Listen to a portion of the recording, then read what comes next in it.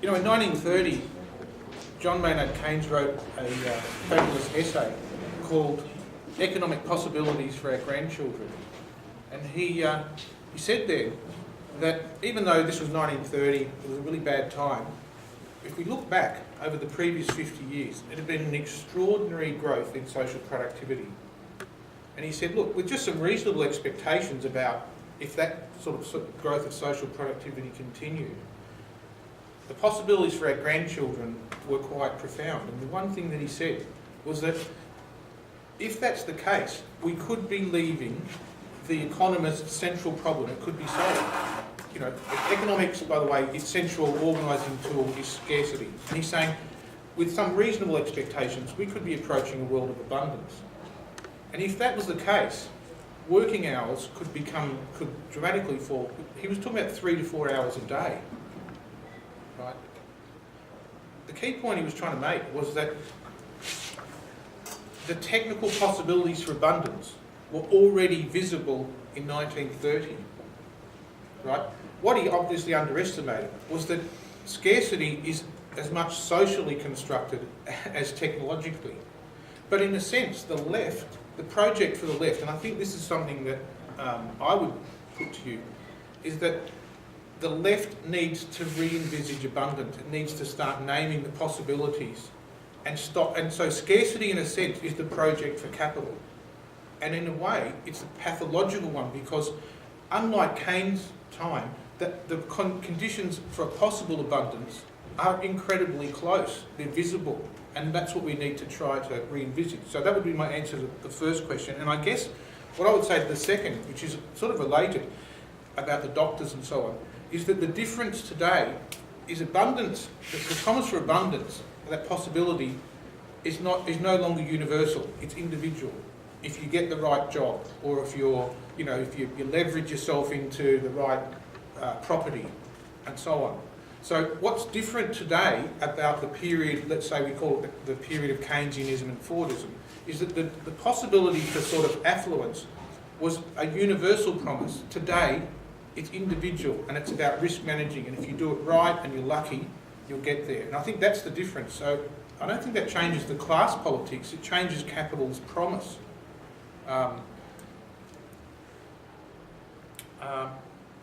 The third one, we can take that up a bit later about the project. Let me just say about the logic of retirement. If this sort of idea is right, that there's a social logic of derivatives that's driving changes in social policy, one thing you can expect are some of the things we've already seen. A rise in the retirement age, right? A conditionalising of welfare and retirement so that your pension will have first call, that you may not even be able to retire. I mean, I know Sam did an essay which he talked about, an Economist article, where they said, look, actually retirement's being restructured and it may become obsolete. Maybe there'll be no retirement age in the future. And that would be consistent, that if the call is for you to be individually responsible, and if you don't have enough to retire, you don't retire, you continue working. That is not out of the realms of possibility. And in a sense, you can see some of those things happening already. So an increase in the retirement age to 70 is not, and beyond, would not be, and then a gradual sort of opening up in which the promise of you retiring is conditional on you having saved enough to retire. I don't think that's, and again, see, this in the past, retirement was the one space beyond the capital-labour relation. It was the time when you didn't work, you had a sort of guaranteed minimum income. That's gone. And it's going, for younger people, it's going to be gone before they retire. So that's not, I'd say that's not, and it sounds like a sort of dystopian prediction, but I don't think it's out of the realms of possibility. And it would be totally consistent with the World Bank's idea of privatising retirement. Ed?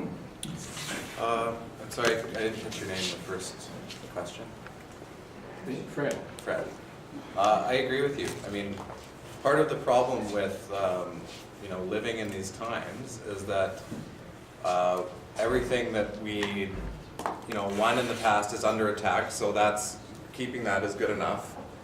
And in the process, we sometimes idealize it and even mythologize it. So no, I agree. I mean, the project should not be to, you know, have a reasonably well-paid, reasonably secure, alienating job in an authoritarian workplace, right?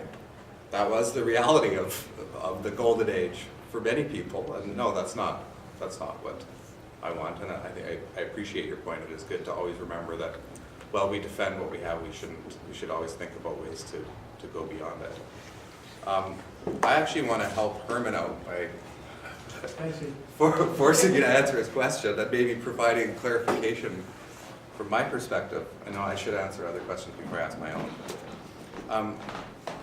It's about the other aspects of class, like the financial one. What's the content of the social relation between capital and labor in that? We kind of know what it is in production.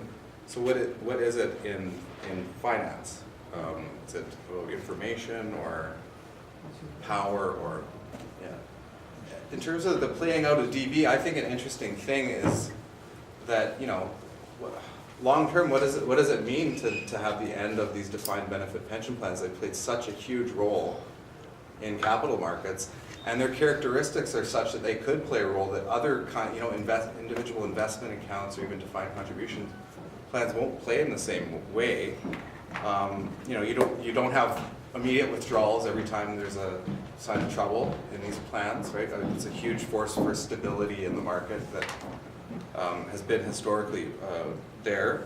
They're long term. I mean, I think there could be, even from the perspective of financial markets and capitalism, serious consequences about, I mean, this idea that defined contribution investment accounts are gonna wash is, I think it is utopian, and but I appreciate the idea that, you know, we want something, you know, better than bad jobs or better than a bad employer. I guess the question is how do you get there? If people are in part-time employment, if they're in temporary employment, they're in low-wage work, and they're not making ends meet, they actually don't have a lot of time themselves to be able to even think about how to get to the next step. I think most of the sort of analysis that you look at in inequality now shows that how poverty actually makes it harder for people to deal with things like stress. It makes it harder for people to actually conceive or have the time to attend political meetings. It actually makes it harder for people to have education. So if you're going to make a call to say, well, we need a different society, I think, sure, that's great. But the question is how you got to get to that next stage if you have so many people who actually can't even think about how they could get to the next paycheck. And I think by making a call for good jobs, I think a lot of people can understand that. And I think that's a good step to sort of say that, yeah, you know what, having a good job and a good wage and something that's going to allow you to have good income and you can survive on that, I think people will actually something that people could rally around and support. And I think people have long used that, and unions have long used that as one of their key organizing tools and claims to say this is something that what not only they are involved in, but governments themselves should be involved in. And I think that's a really sort of key thing to remember. And in terms of class, I think one of the problems is that, talking with Kevin, but also the whole question of finance and pensions, is that it's very difficult, I think, and this is what's, I think, causing a lot of, you know, animus towards unions these days, is that unions do, and many, well, especially in the public sector, they're the sort of last bastion in North America, people who have good wages and good jobs and good pension plans. Well, the vast majority of people don't have any of those. They don't have defined contribution, they don't have defined benefit, they don't have anything. And when they look at people and say, well, what are you doing for me? Well, it looks like you are privileged, right? And you, moreover, you're not actually using your privilege and your pensions and your power, at least in comparison to what we have, to actually fight for me. And as a consequence, well, what are you doing for me, buddy? And I think that's a huge problem that unions aren't confronting. And if they do have pension funds and they do have pension assets, and they do realize, as Aidan mentioned, that they're, as the private sector goes down, you're the next in line. If they aren't able to use that kind of power, right, and use it as a way for an organizing tool or using it as an organizing strategy, pension shouldn't just be about retirement income. They should also be about, I think, better jobs and better equality for everybody. And I think trying to find ways of strategizing that, I think, should be sort of important and should be on the agenda today. Look at what's been going on in terms of saying that what the increased mobility of finance means is increased competition. That's always what Marxists saw competition as. And increased competition implies discipline on workers, whether in the household or in the workplace. And the growth of finance can also be thought of as the democratization of finance in the same way as people getting access to cars. After the 20s, they get access to cheap, relatively cheap credit. How would that be different? Or is it? Where does that overlap with the way you framed it? No, is expanding the Canada Pension Plan, could it just turn into a cross-class alliance to stabilize capitalism and provide a flat platform for, let's say, Canadian money to be exported to the world, which, I mean, is happening? Maybe, I've never seen anyone make that argument, really on the side of capital. And even if that were true, I'd still favor it.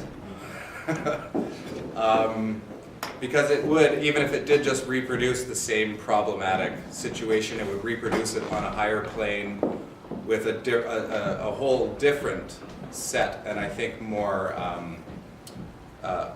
a different set of parameters in terms of how you then deal with its limitations.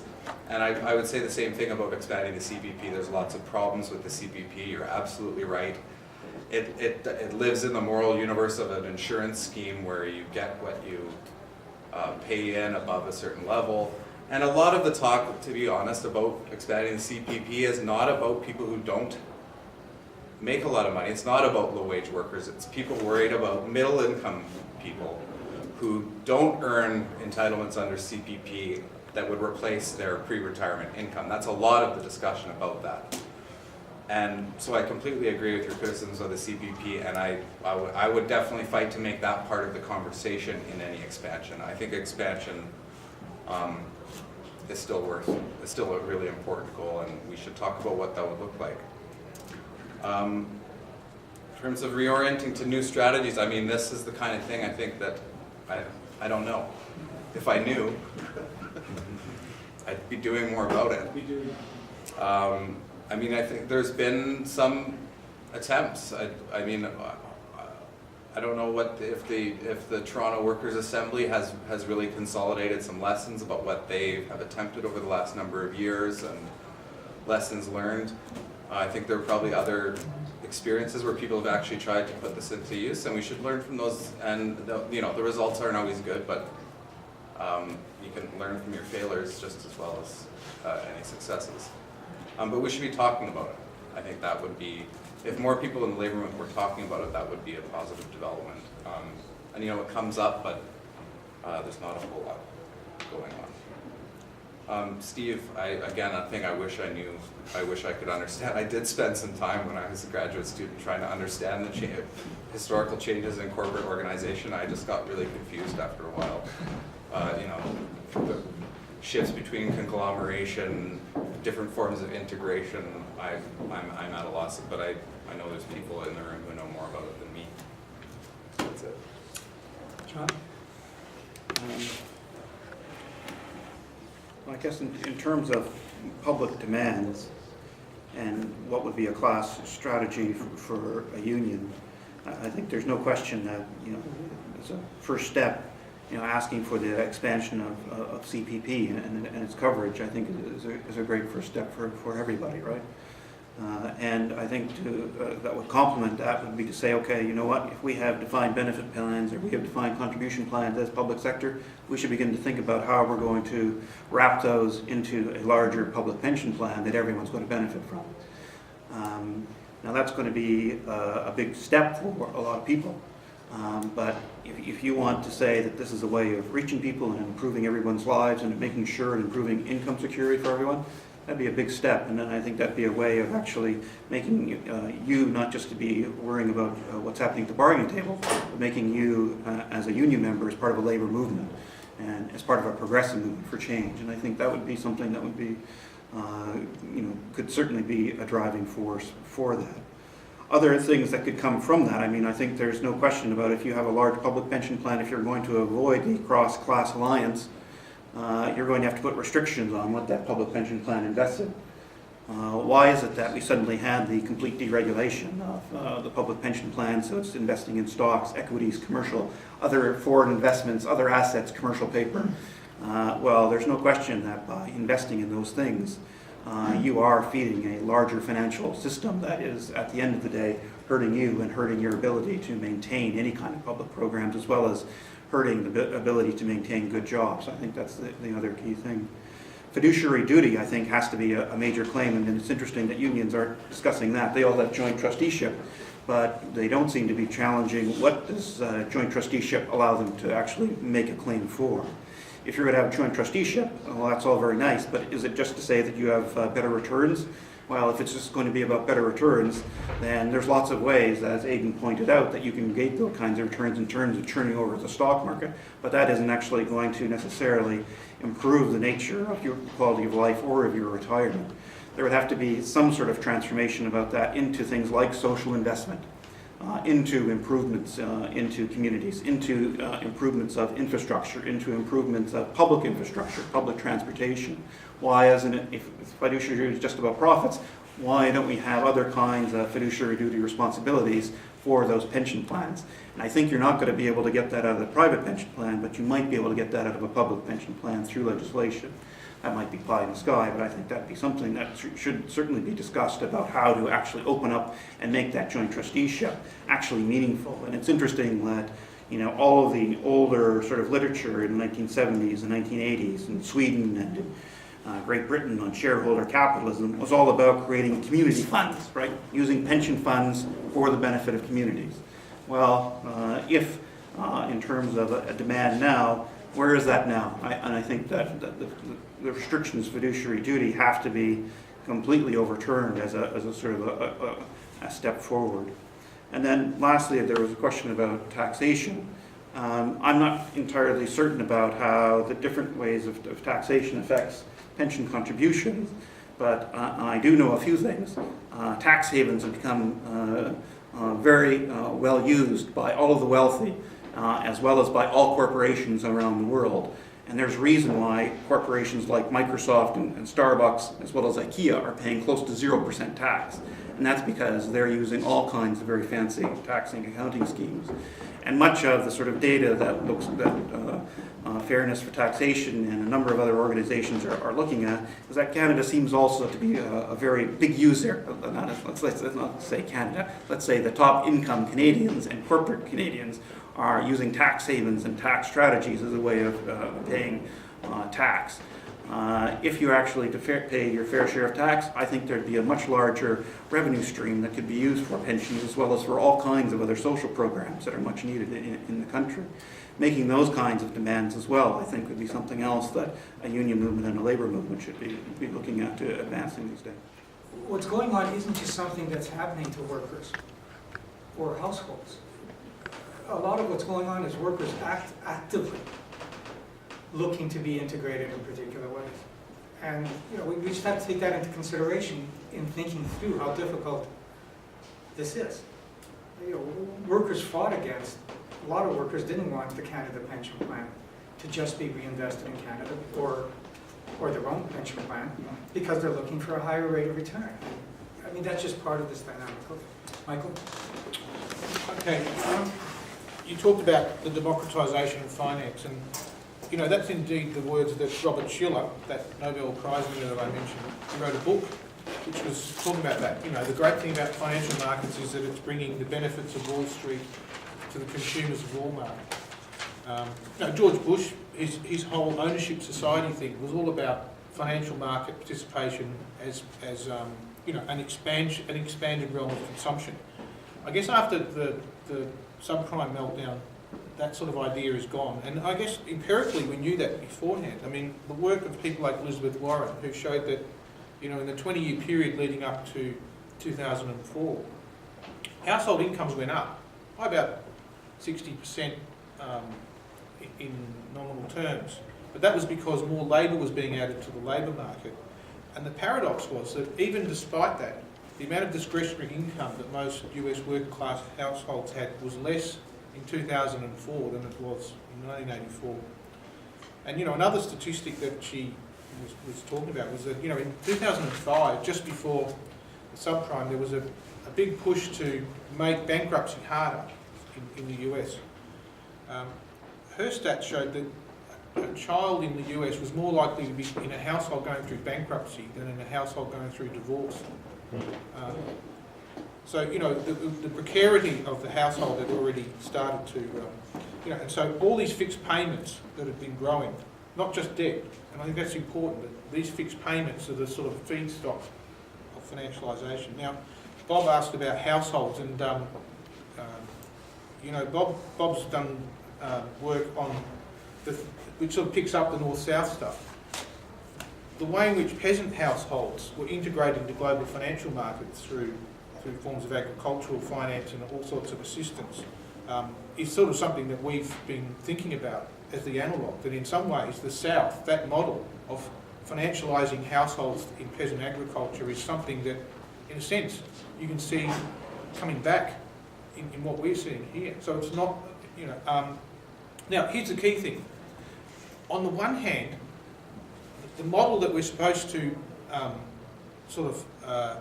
emulate is the hedge fund, that we're a hedge fund of our own lives, that we make these rational calculations to maximise the present value of our assets and trade risks off and on, right?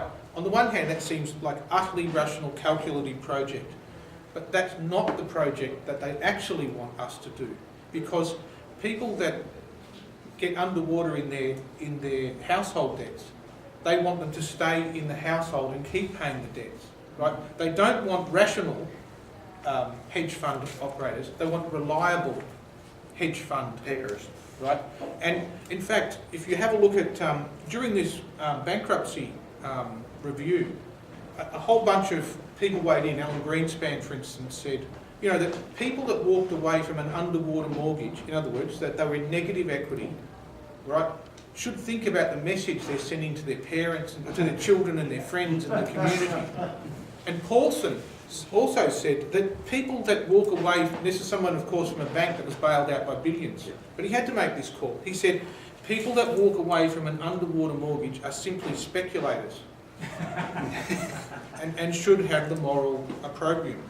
So there's a sort of, in a sense, there's a Jekyll and Hyde existence that we're meant to live. On the one hand, we're supposed to be rational, calculative, profit maximisers. On the other hand, the key is that we're reliable, keep up our repayments, the feedstock for finance.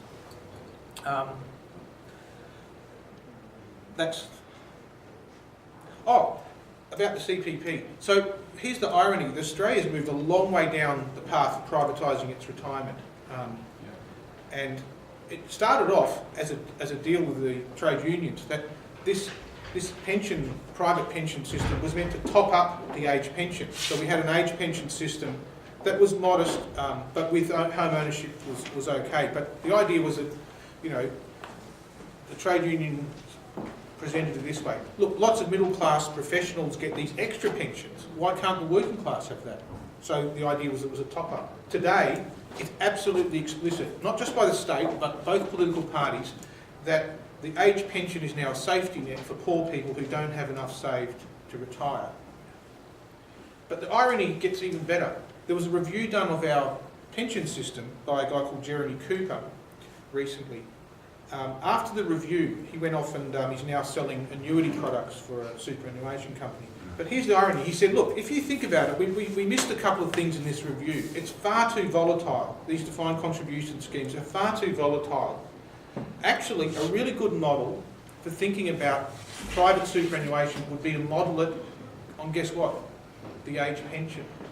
So you've got a financialised replica.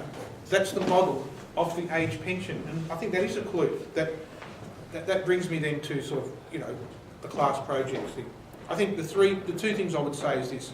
First of all, trade unions need to get out of just the workplace and represent the class interest of workers across the three spheres that we've been talking about, in consumption, in their engagement with finance, as well as work. And this, what Sam had called militant particularism is not just particular in the sense that it's particular groups of workers, it's particular sites of engagement with capital. And we need to recognise that site is now being transcended. And that brings me then to the final thing, that about, you know, people have talked about class projects, but in a sense, work has always been a de facto way of gaining access to consumption, right?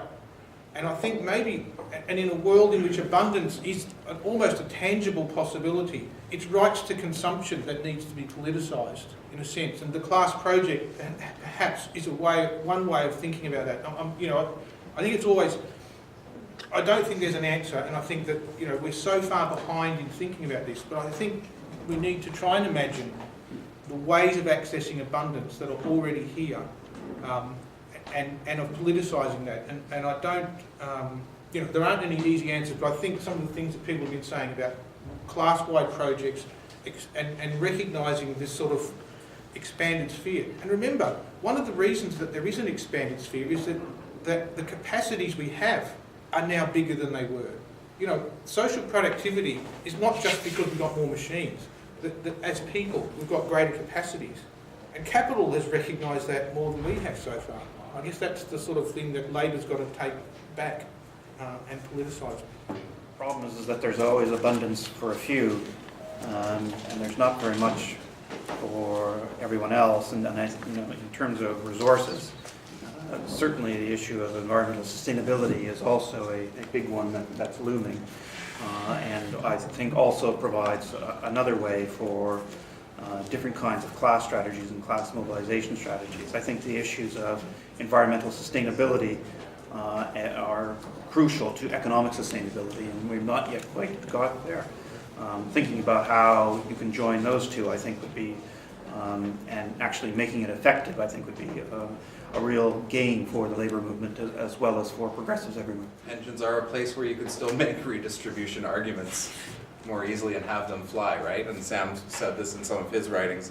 If not in retirement at the end of your life, is that not a time when people should have, you know, sufficient resources? The debate about funding is interesting, and I think it would have to be part of the discussion whether we'd want to go to a completely pay-as-you-go system or still accumulate funds and then have to fight politically over what to do with them. I think that, that might be heretical to even allow for that in some circles, but I think this should all be part of the debate. The, you know, unions and other people interested in this should be talking about this more than they are. And I mean, this series is a sign that it's happening, and that's good news. So I know that's a bit of a chicken shit answer, but that's all you get from me right now. Michael, last word. I've had a very generous platform, so I think I'm going to just say thank you very much for your time and patience. Thank you to the